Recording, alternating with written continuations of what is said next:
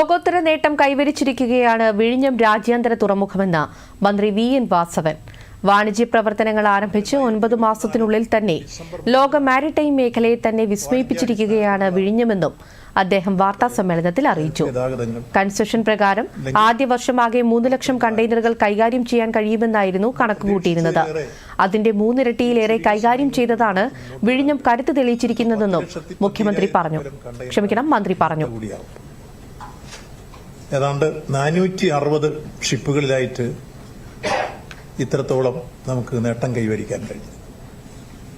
യഥാർത്ഥത്തിൽ ഒരു വർഷത്തിനുള്ളിൽ നമ്മൾ കൈകാര്യം ചെയ്ത് ഇതിലെത്തുമെന്നായിരുന്നു പ്രതീക്ഷിച്ചിരുന്നെങ്കിൽ അതിനേക്കാൾ വേഗത്തിൽ, ഇപ്പോൾ ഡിസംബർ കഴിഞ്ഞ് നിങ്ങൾക്കെല്ലാം അറിയാം, 8 മാസം പിന്നിടുന്നതേ ഉള്ളൂ.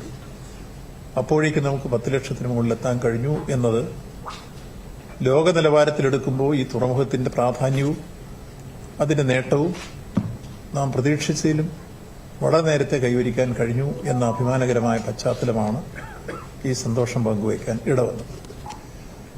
ഈ 460 ഷിപ്പുകൾ വന്നു എന്ന് പറയുമ്പോൾ തന്നെ ഏതാണ്ട് 27ഓളം ഏതാണ്ട് വലിയ രൂപത്തിലുള്ള അൾട്രാ ലാർജ് കണ്ടെയ്നർ വെസലുകൾ വന്നിരിക്കുന്നു.